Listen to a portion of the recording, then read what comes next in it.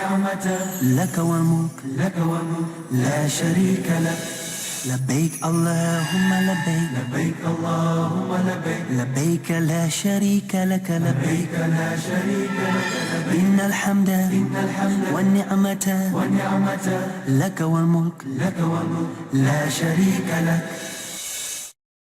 بسم الله الرحمن الرحيم. الحمد لله رب العالمين والصلاة والسلام الأتمان الأكملان على خاتم الأنبياء وسيد المرسلين وعلى آله وصحبه أجمعين ومن تبعهم بإحسان إلى يوم الدين. أما بعد، قال الله تعالى في القرآن المجيد: أعوذ بالله من الشيطان الرجيم، بسم الله الرحمن الرحيم. ولله على الناس حج البيت من استطاع إليه سبيلا. وقال تعالى أيضا: إن الصفا والمروة من شعائر الله فمن حج البيت أو اعتمر فلا جناح عليه أن يطوف بهما ومن تطوع خيرا فإن الله شاكر عليم. سبحانك لا علم لنا إلا ما علمتنا إنك أنت العليم الحكيم. محترم ناظرین کرام، فضائل حج اس سیریز میں آج ہم پھر سے آپ کا استقبال کرتے ہیں. السلام علیکم ورحمۃ اللہ وبرکاتہ. پیارے ناظرین، شاید آپ کو یاد ہو کہ پچھلے درس میں ہم نے آپ کو بتایا تھا حج کی کتنی قسمیں ہیں اور ان کی ادائیگی کا مسنون طریقہ کیا ہے. ہم نے آپ کو حج تمتع کے طریقے، اسی طرح حج افراد کا طریقہ اور حج قران کے احکامات کیا ہیں تفصیل کے ساتھ بتایا تھا. آج میں ایک نیا ٹاپک لے کر آیا ہوں، وہ ہے میقات اور احرام کے مسائل. اس میں میں آپ کو بتاؤں گا کہ کس ملک کے لیے کون سی میقات ہے، کس سمت سے آنے والا کہاں پر آ کر کے نیت کرے اور کس مہینے اور کس تاریخ میں نیت کرے. اسی طرح احرام کے مسائل کیا ہیں، کیسے کپڑے ہمیں استعمال کرنا چاہیے، کیا عورت اور مرد کے لباس احرام میں کوئی فرق ہے یا دونوں یکساں ہیں. تو آئیے سب سے پہلے ہم گفتگو کریں گے میقات کے مسائل پر. میقات عربی زبان کا لفظ ہے جس کا روٹ ورڈ ہے وقت. وقت کے معنی جگہ کے ہوتے ہیں، ٹائم کے ہوتے ہیں. میقات یہ مفرد ہے، اس کی جمع آتی ہے مواقیت، جس کے معنی مقررہ وقت یا مقررہ جگہ. میقات کی دو قسمیں ہیں، ایک میقات مکانی اور دوسرا میقات زمانی. سوال یہ پیدا ہوتا ہے کہ میقات مکانی کیا ہے اور میقات زمانی کسے کہتے ہیں. میقات مکانی ان مقامات کو کہا جاتا ہے جہاں سے حج یا عمرہ کی نیت کرنے والا احرام باندھتا ہے، وہ میقات مکانی. اور باہر سے آنے والوں کے لیے 5 جگہیں مقرر کی گئی ہیں جنہیں میقات کا نام دیا جاتا ہے. وہ خاص مقررہ جگہیں ہیں جہاں پر اس سمت سے آنے والے حاجی کو پہنچ کر کے احرام باندھنا اور نیت کرنا ہے، چاہے وہ عمرے کی نیت ہو یا حج کی. بغیر نیت کیے ہوئے میقات مکانی سے آگے نہیں جایا جا سکتا. یہ میقات 5 ہیں. باہر سے آنے والوں کے لیے 5 میقات ہیں. نمبر 1، اہل مدینہ یا جو بھی اس سمت سے آنے والے ہوں ان کے لیے میقات ذوالحلیفہ ہے، جس کا نیا نام ابھی بئر علی ہے. اور اہل شام اور مصر کے لیے یا جو بھی ممالک اس سمت میں ہیں اور جو اس طرف سے آنا چاہتے ہیں ان کے لیے میقات ہے جحفہ. اسی طرح اہل نجد کے لیے میقات ہے قرن المنازل اور اہل یمن کے لیے میقات ہے یلملم. اسی طرح اہل عراق کے لیے یا جو بھی اس سمت سے آنے والے ہوں ان کے لیے میقات ہے ذات عرق. اہل یمن اور اس سمت سے آنے والوں کے لیے مثلا پاکستان، ہندوستان، بنگلہ دیش، سری لنکا، ان سب ملکوں کے لیے میقات ہے یلملم. اس کا ذکر نبی صلی اللہ علیہ وسلم کی حدیث میں وارد ہے. آئیے میں آپ کو بتاؤں. سنن نسائی کتاب الحج باب فی المواقیت میں حضرت عائشہ رضی اللہ تعالی عنہ سے مروی ہے، وہ کہتی ہیں کہ نبی صلی اللہ علیہ وسلم نے میقات مقرر فرمائے. وقت رسول اللہ صلی اللہ علیہ وسلم لأہل المدینة ذا الحلیفہ ولأہل الشام ومصر الجحفہ ولأہل نجد قرنا ولأہل الیمن یلملم ولأہل العراق ذات عرق. یہ نبی صلی اللہ علیہ وسلم کی حدیث کے الفاظ ہیں، جس کا ترجمہ یہ ہے. عائشہ رضی اللہ عنہ کہتی ہیں کہ اللہ کے رسول صلی اللہ علیہ وسلم نے مدینہ والوں کے لیے ذوالحلیفہ کو میقات مقرر فرمایا، اور اہل شام اور مصر والوں کے لیے یا جو بھی اس سمت سے آنے والے ہیں جیسے لیبیا، جزائر، مراکش، ان سب کے لیے جحفہ میقات ہے، اور اہل نجد کے لیے یا جو بھی اس ایریے سے آتے ہوں جیسے دمام، ریاض، بحرین، ان سب کے لیے قرن المنازل میقات ہے، اور اہل یمن کے لیے یا جو بھی اس سمت میں رہتے ہوں جیسے انڈیا، پاکستان، بنگلہ دیش وغیرہ، ان کے لیے میقات ہے یلملم، اور اہل عراق کے لیے یا اس سمت سے آنے والے تمام ممالک کے لوگوں کے لیے اللہ کے رسول نے میقات مقرر فرمایا ہے ذات عرق۔ تو یہ 5 میقات ہیں جو مختلف سمت سے آنے والے لوگوں کے لیے اللہ کے رسول صلی اللہ علیہ وسلم نے متعین فرمائے ہیں۔ یہ میقاتیں جو اللہ کے رسول نے متعین فرمائی ہیں، اس کے بارے میں یہ بات واضح رہے کہ یہ بیرونی حجاج کرام کے لیے ہیں، یعنی وہ لوگ جو میقات کے دائرے سے باہر رہتے ہیں، چاہے وہ سعودی ملک میں رہتے ہوں یا اس کے باہر دوسرے ممالک کے اندر، اور وہاں سے حج کرنے کا ارادہ وہ کریں تو انہیں ان میقاتوں پر پہنچ کر اپنے حج یا عمرے کا احرام باندھنا چاہیے۔ البتہ وہ لوگ جو مکہ مکرمہ میں آباد ہوں یا مکہ مکرمہ اور میقات کے درمیانی فاصلے میں آباد ہوں، انہیں اپنے گھروں سے حج یا عمرے کا احرام باندھنا چاہیے، انہیں باہر جانے کی ضرورت نہیں ہے، انہیں میقات پر جا کر احرام باندھنے کی ضرورت بالکل نہیں۔ مثال کے طور پر جدہ شہر کو لے لیجئے، جدہ اور مکہ مکرمہ کے درمیان کوئی میقات نہیں، تو اب جدہ والوں کے لیے کیا حکم ہے؟ وہاں کے تمام باشندے، چاہے وہ مقامی ہوں یا غیر مقامی ہوں، دوسرے ملکوں کے ہوں، اور جا کر انہوں نے وہاں پر رہائش اختیار کر لی ہو، تو انہیں اپنے اپنے دکان، اپنے مکان، اپنی رہائش گاہوں سے ہی حج اور عمرے کا احرام باندھنا ہے۔ انہیں میقات جانے کی ضرورت نہیں، کیونکہ وہ میقات اور مکہ مکرمہ۔ ناظرین کرام، ہم آپ کا اس نشست میں پھر سے استقبال کرتے ہیں۔ السلام علیکم ورحمۃ اللہ وبرکاتہ۔ میں آپ کو میقات کی بابت بتا رہا تھا کہ اللہ کے رسول صلی اللہ علیہ وسلم نے مختلف ممالک سے اور مختلف سمتوں سے آنے والے حجاج کرام کے لیے مختلف میقاتیں مقرر فرمائی ہیں، جیسے مدینے والوں کے لیے ذوالحلیفہ، نجد والوں کے لیے قرن المنازل، عراق والوں کے لیے ذات عرق، اور یمن والوں کے لیے یلملم، اور جو بھی سمت سے آنے والے ہوں ان سب کے لیے بھی یہی میقاتیں ہیں۔ یہاں احرام کی بابت ایک بات ملحوظ رہے کہ میقات پر پہنچ کر احرام باندھنا افضل ہے، مستحب ہے، لیکن اگر کوئی شخص اپنے ملک کے ایئرپورٹ پر پہنچ کر جہاز میں بیٹھنے سے پہلے احرام باندھ لے تو اس کا پہلے باندھنا بھی جائز اور بالکل درست ہے۔ البتہ حج یا عمرے کی نیت میقات پر پہنچنے کے بعد ہی کرنی چاہیے، وہ اپنے ملک کے ایئرپورٹ سے نہیں کر سکتا۔ تو یہ بات حجاج کرام کے لیے بالکل واضح ہونی چاہیے کہ وہ اپنے گھروں سے نکلتے ہوئے بھی احرام تو پہن سکتے ہیں، لیکن نیت کرنے کے لیے میقات پر پہنچنا ضروری ہے، وہیں پر وہ حج یا عمرے کی نیت سے تلبیہ پکاریں گے اور نیت کریں گے۔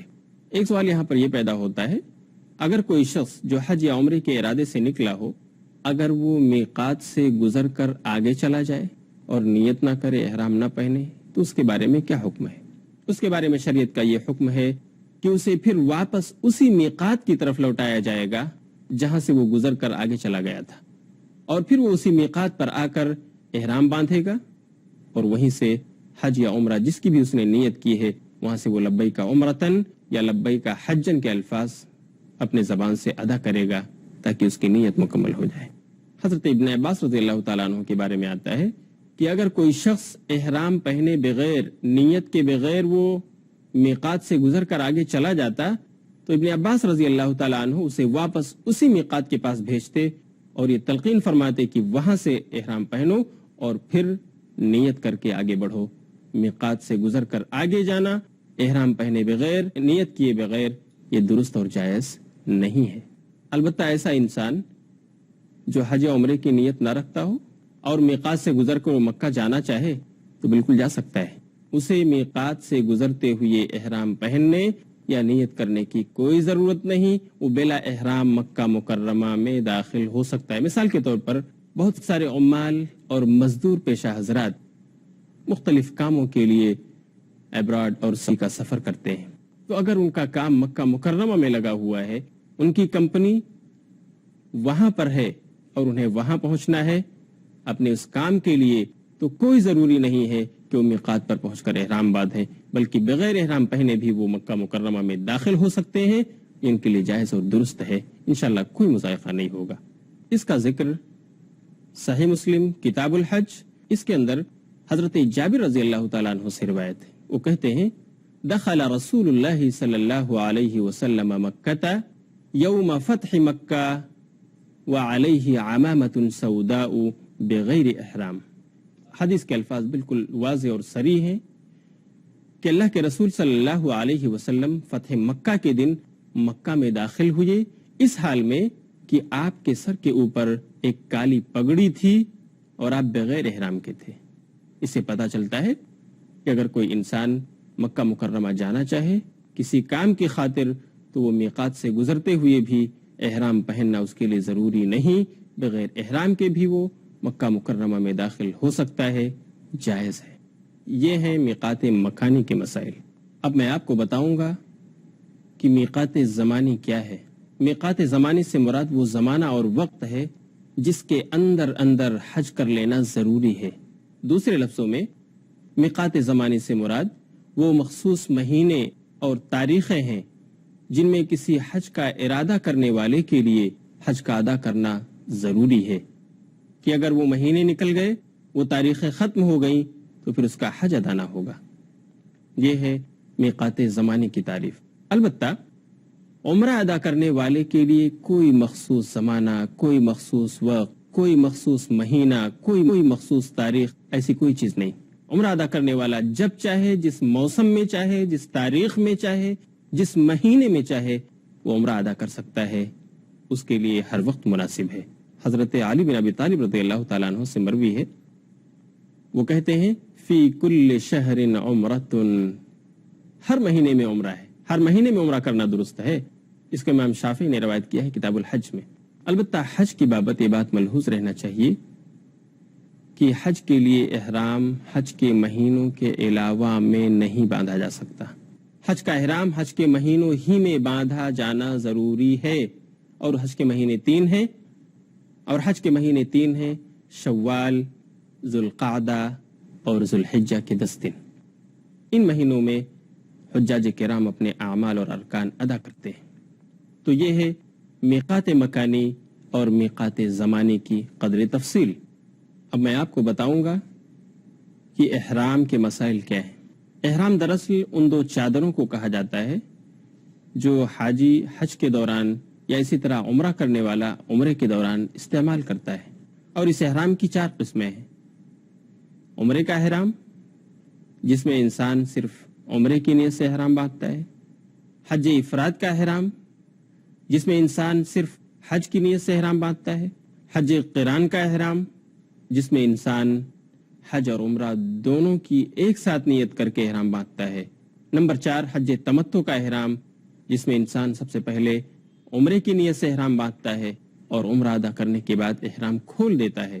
پھر 8 ذی الحجہ کو اثر نو حج کا احرام باندھتا ہے اور حج مکمل کرنے کے بعد اپنا احرام کھولتا ہے۔ تو یہ حج کی کل 4 قسمیں ہیں۔ اس کا ثبوت نبی صلی اللہ علیہ وسلم کی حدیث میں بھی ہے، جیسا کہ صحیح مسلم کتاب الحج باب بیان وجوہ الاحرام، اس میں حضرت عائشہ رضی اللہ تعالیٰ عنہ سے مروی، وہ کہتی ہیں کہ حجۃ الوداع کے موقع پر ہم سب نبی صلی اللہ علیہ وسلم کے ساتھ حج کے لیے نکلے، تو ہم میں سے کچھ لوگ ایسے تھے جنہوں نے عمرے کا احرام پہنا ہوا تھا، کچھ ایسے تھے جنہوں نے صرف حج کی نیت کی ہوئی تھی، اور کچھ ایسے لوگ بھی تھے جنہوں نے حج اور عمرہ دونوں کی نیت ایک ساتھ کر کے احرام پہنا ہوا تھا۔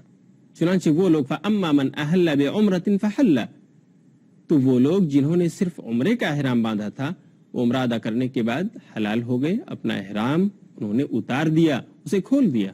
وَأَمَّا مَنْ أَحَلَّ بِحَجٍّ أَوْ جَمَعَ بَيْنَ الْحَجِّ وَالْعُمْرَةِ فَلَمْ يَحِلُّوا حَتَّى جَاءَ يَوْمُ النَّحْرِ، رہے وہ لوگ جنہوں نے صرف حج کی نیت کی تھی یا جنہوں نے حج اور عمرہ دونوں کی ایک ساتھ نیت کی تھی اور احرام پہنا ہوا تھا، یعنی حج قران کی نیت کی تھی، وہ لوگ قربانی کے دن تک حلال نہیں ہوئے، بلکہ اپنے احرام ہی میں رہے، اسے نہیں اتارا۔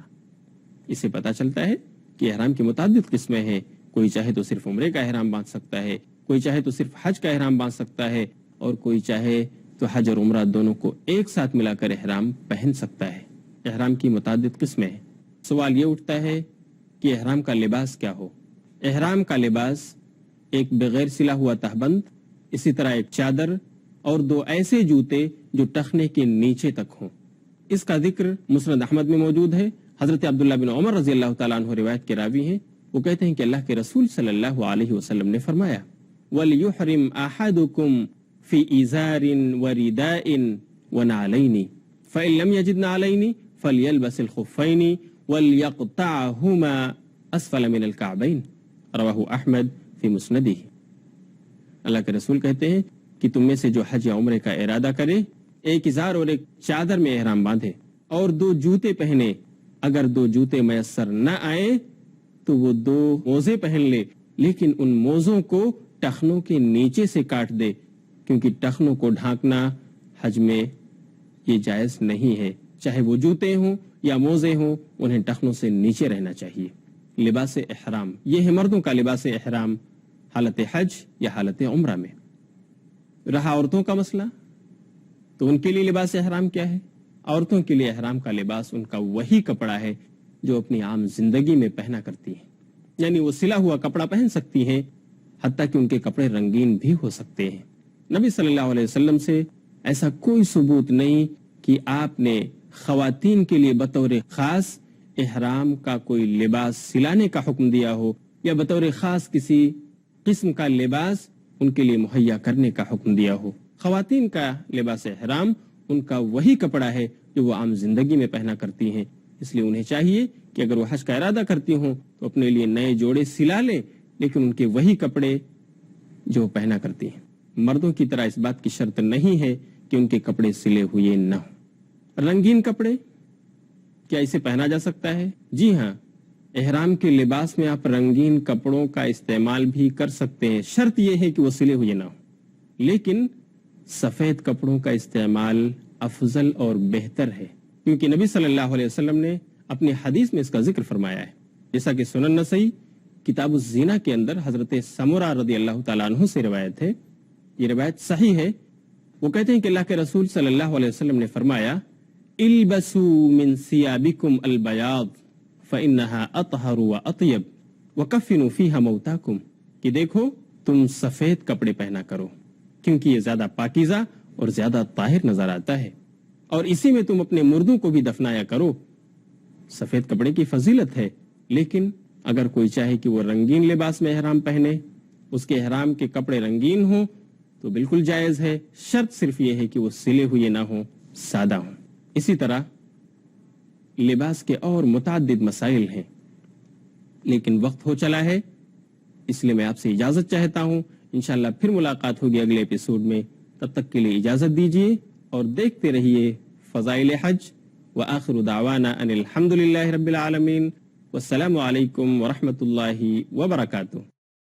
لبيك اللهم لبيك لبيك اللهم لبيك لبيك لا شريك لك لبيك لا شريك لك لبيك إن الحمد الحمد والنعمة والنعمة لك والملك لك والملك لا شريك لك لبيك اللهم لبيك لبيك اللهم لبيك لبيك لا شريك لك لبيك لا شريك لك لبيك إن الحمد الحمد والنعمة